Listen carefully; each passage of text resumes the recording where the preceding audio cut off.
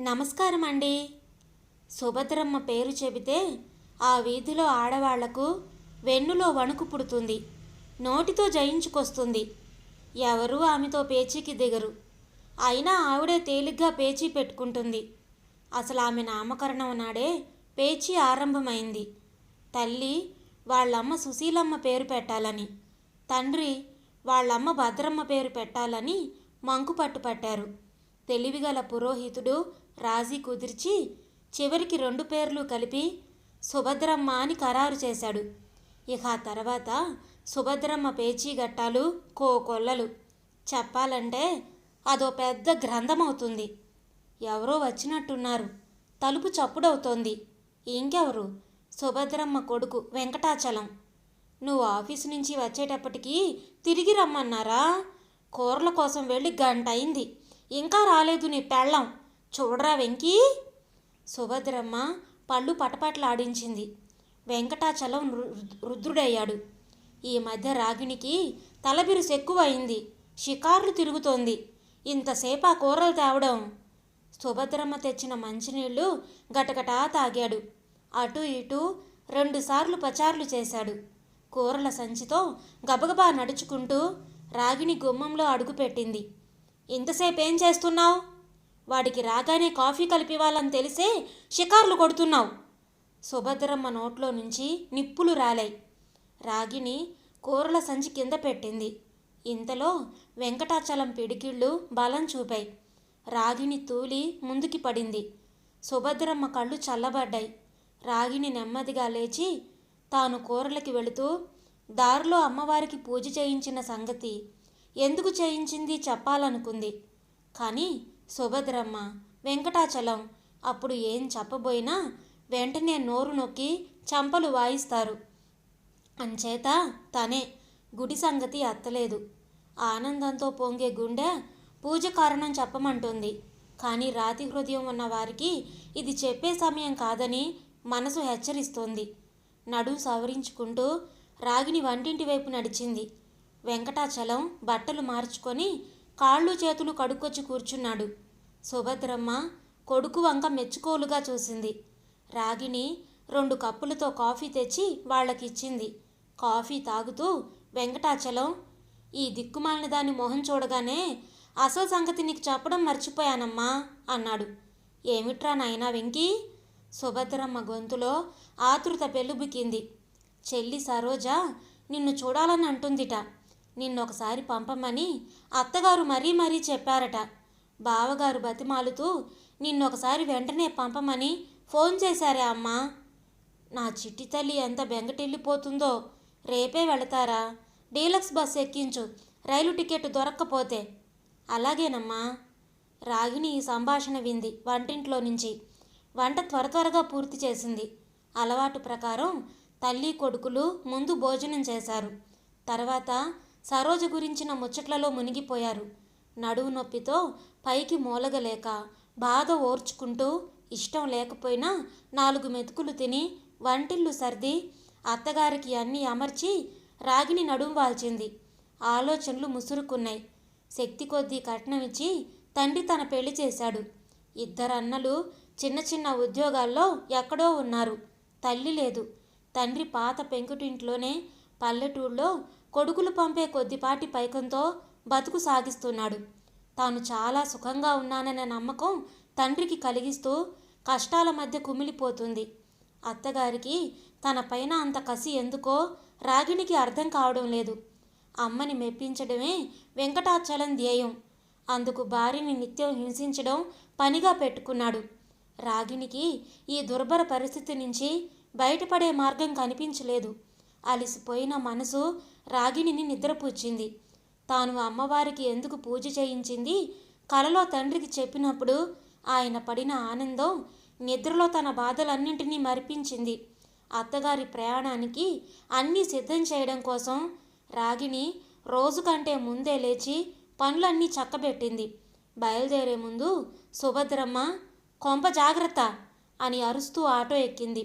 Bus depot వరకు వెంట వెళుతున్న వెంకటాచలం చూపులు అదే మాట హెచ్చరించాయి. ఎదురింటి కౌసల్య వచ్చి, పొద్దుటే మీ అత్త ఊరు ప్రయాణం పెట్టుకుందే, అని పలకరించింది. అవును పిన్నిగారు, మా ఆడపడుచు దగ్గరికి రాగిని జవాబిచ్చింది. ఆవిడ వాలకం ఏమైనా మారిందా అమ్మాయి? పోన్లేండి పిన్నిగారు, నా అదృష్టం ఇంతే అనుకుంటున్నా. మొన్నొకసారి అభిమానంతో వచ్చి నా మీద ఆవిడ అరుపులు ఆపబోయారు. మీ మీద విరుచుకుపడింది. నా మూలంగా అనవసరంగా మీకు అవమానం కలిగింది.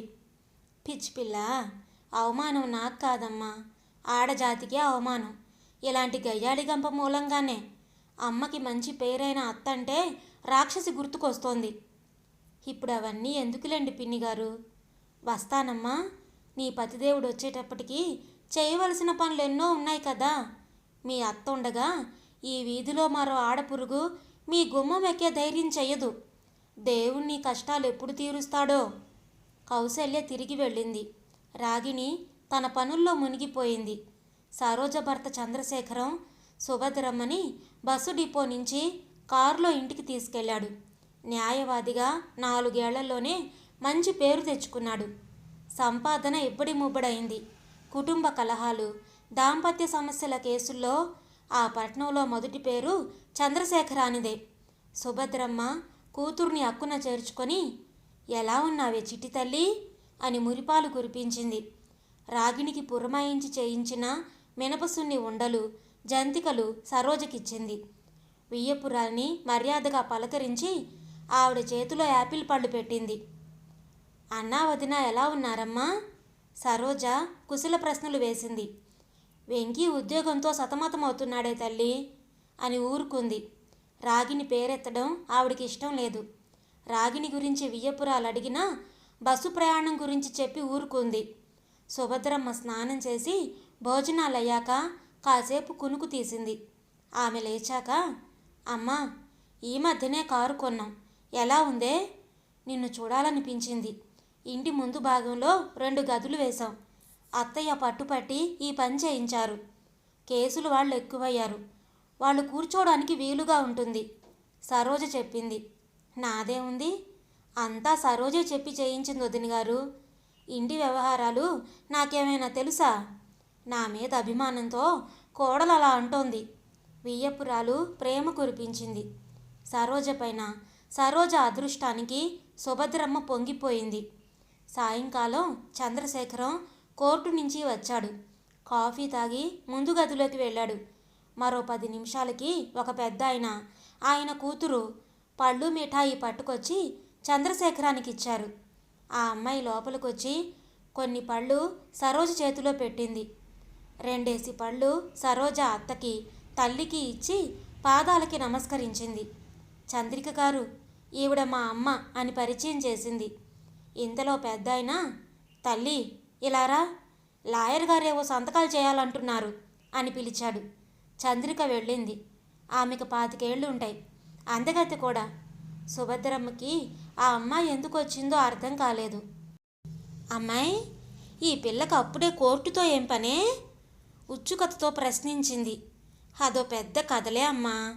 నిన్ననే మీ అల్లుడి వివరాలన్నీ చెప్పారు. ఇప్పుడు కేసు గెలిచారు. ఆ సంతోషంతో ఇవి తెచ్చారు. సుభద్రమ్మ ఆసక్తి మరింత పెరిగింది. నిక్షేపంగా కాపురం చేసుకుంటున్న పిల్లకి కేసేమిటే? చంద్రిక బాగా చదువుకున్న అమ్మాయే. తల్లి లేదు. పెద్ద కట్నం ఇచ్చి తండ్రి వైభవంగా పెళ్లి చేశాడు. మరి ఇంకేం రోగం? రోగం చంద్రకి కాదు, ఆ అమ్మాయి అత్తకి భర్తకి. ఇద్దరూ ఇద్దరే. తల్లి రాకాసి, భర్త చవట చన్నాసి. తల్లి మాట శిలాక్షరం, ఇంగితం లేని బడుద్దాయి. ఇంకా డబ్బు ఆశతో చంద్రికని నానా హింసలు పెట్టేవారు. మనసు కొళ్ళబొడిచేవారు. చంద్రిక మనసు చంపుకున్నా దెబ్బలు భరించలేకపోయింది. సుఖంగా ఉన్నట్లు తండ్రిని మభ్యపెడుతూ వచ్చింది. సుభద్రమ్మ ఉత్కంఠ ఇంకా పెరిగింది. అబ్బా, ఈ సోదెందుకు? అసలు సంగతి చెప్పు. తొందర పెట్టింది కూతుర్ని. ఎలాగో కూతురి కష్టాలు తండ్రికి తెలిసాయి. కొందరి సలహా మేరకు మహిళా రక్షణ సమితి సహాయం కోరాడు. మధ్యలో వీళ్ళెవరే? అసలు ఏమైందో చెప్పక ఈ డొంక తిరుగుడు కబుర్లెందుకు తల్లి? సుభద్రమ్మ వైనం చూసి వియ్యపురాలు ఆశ్చర్యపోయింది. ఆమెందుకంత గాబరాగా అడుగుతుందో అర్థం కాలేదు. మా సరోజ లాయర్ భార్య కదా, కొన్ని లా పాయింట్లు చెప్పి కానీ అసలు విషయం బయట పెట్టదు. నవ్వుతూ అంది. సుభద్రమ్మకి ఇది నచ్చలేదు. అయినా బలవంతంగా పెదాలపై ఒక క్షణం చిరునవ్వు అతికించుకుంది. సరోజ చెప్పసాగింది. అమ్మా, అత్తయ్య గారు అన్నట్లు నువ్వు పాయింట్లు విను. తొందరపడితే కేసు నీకు అర్థం కాదు. నువ్వు అడిగావే మధ్యలో వాళ్ళెవరని, విను. ఆడపిల్లని అత్త, భర్త, ఆడపడుచు, ఇంకా కొందరు రాక్షసులు కష్టాల పాలు చేస్తే వాళ్ళని కోర్టుకి ఈడ్చి తిక్క కుదిరించే సంస్థ. అన్ని చోట్ల ఈ సంస్థ పనిచేస్తుంది. మన పట్నంలో కూడా ఉందిలే. వాళ్ళేం చేశారు? చంద్రికని వాళ్ళ నాన్నని మీ అల్లుడి దగ్గరికి తీసుకొచ్చి అంతా వివరించారు. ఇరుగు పొరుగు వారు రాతపూర్వకంగా సాక్ష్యం ఇచ్చారు. కేసు నడిచింది. అత్తకి భర్తకి జైలు శిక్ష పడింది.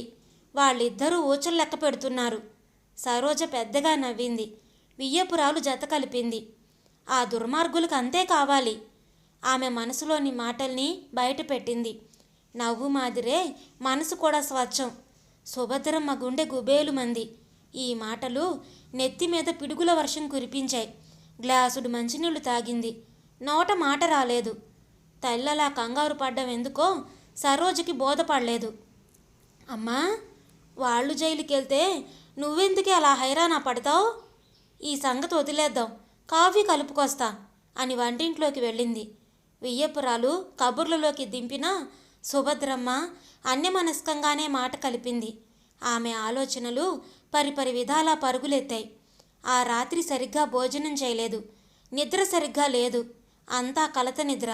కాసేపు నిద్రలోకి జారినప్పుడు తాను వెంకటాచలం జైల్లో ఉన్నట్లు, చెప్పకూడు తింటూ సత్తు గ్లాస్తో నీళ్లు తాగుతున్నట్లు, జైల్లో బండచాకిరీ చేస్తున్నట్లు, కాసేపు విశ్రమిస్తే జైలరు లాఠీతో బాతున్నట్లు పీడకల. గుబేలుమని లేచి కూర్చుంది. కళ్ళు నలుపుకుంది. మంచినీళ్లు తాగి తెప్పరిల్లి చుట్టూ చూసింది. కాసేపు పక్క మీద అటూ ఇటూ దొర్లింది. 1 గంట తర్వాత ఎలాగో కొంచెం నిద్ర పట్టింది. మహిళా రక్షణ సమితి వాళ్ళు స్టేషన్కి లాక్కుపోతున్నట్లు, కౌసల్య, మరో 10 మంది, ఆ వీధిలోని ఆడవాళ్ళు సాక్ష్యం చెప్పడానికి వచ్చినట్లు మరో కల. అంతే. సుభద్రమ్మ ఆ రాత్రి మళ్ళీ నిద్రపోలేదు. మర్నాడు తల్లి పరిస్థితి గమనించి, ఏమమ్మా, ఒంట్లో బాలేదా? అలా ఉన్నావు? బస్సు ప్రయాణం పడలేదేమో? సరోజ ఆరా తీసింది. అబ్బే, అలాంటిదేం లేదే. సుభద్రమ్మ పొడిపొడిగా జవాబిచ్చింది. మధ్యాహ్నం భోజనాలయ్యాక సుభద్రమ్మ, నువ్వు రమ్మని కబురు చేసావు. వదిన గారు కూడా రమ్మన్నారు, వచ్చాను. మిమ్మల్ని చూశాను, చాలా సంతోషం. రేపొద్దున్నే వెళతానమ్మా అని సరోజతో చెప్పింది.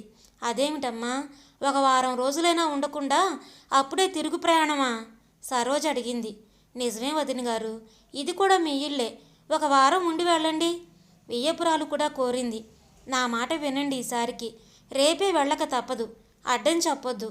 సుభద్రమ్మ నిశ్చయం తెలియజేసింది. గేటు దగ్గర ఆటో ఆగిన చప్పుడు విని రాగిని తలుపు తీసి చూసింది. వచ్చింది అత్తగారు. గబగబా వెళ్ళి సంచందుకొని, రెండత్తయ్యా వినయంగా పలకరించింది. సుభద్రమ్మ మొహంలో మునుపటి చిటపట్లో లేకపోవడం గమనించి రాగిని వింతగా చూసింది. లోపలికి వస్తూ, అమ్మాయి, వెంకీ ఆఫీస్కి వెళ్ళాడా? సుభద్రమ్మ అడిగింది. రాగిని కాపురానికి వచ్చిన తర్వాత అత్తగారి నోటి వెంట అమ్మాయి అని వినడం అదే ప్రథమం. రాగిని తన చెవుల్ని తానే నమ్మలేకపోయింది. సుభద్రమ్మ కంఠంలో ఎప్పుడూ గూడు కట్టుకొని ఉండే కర్కసత్వం లేదు. వెళ్ళారత్తయ్య, రాగిని భయపడుతూనే చెప్పింది. కాళ్ళు చేతులు కడుక్కొచ్చి సుభద్రమ్మ సంచిలో నుంచి మిఠాయి, పువ్వులు తీసి రాగిని చేతిలో పెట్టి, తీసుకో తల్లి అంద ఆప్యాయంగా. తన తల్లి బతికి వచ్చి పిలిచినట్లయింది రాగినికి. సుభద్రమ్మ కళ్ళు ప్రసన్నంగా ఉన్నాయి. గొంతు మార్ధవంగా ఉంది. చలించిపోయింది. వంగి అత్తగారి పాదాలకి నమస్కరించింది. సుభద్రమ్మ కోడల్ని 2 చేతులతో లేవనెత్తి గుండెలకి హత్తుకుంది. రాగిని అత్తగారిని కౌగిలించుకొని, అత్తయ్యా అని తెలియని ఆనందంతో రోదించింది. సుభద్రమ్మకి కళ్ళు చెమర్చాయి. కాసేపటికి ఇద్దరూ తేరుకున్నారు. అత్తయ్య, మొన్న కూరలకు వెళ్ళినప్పుడు అమ్మవారి గుళ్ళో పూజ చేయించాను. మీకు శుభవార్త చెప్పాలనుకున్నాను, కానీ భయపడ్డాను. రాగిని మెల్లగా అంది. వెంటనే చెప్పు తల్లి, సుభద్రమ్మ అడిగింది. మీరు బామ్మ కాబోతున్నారు.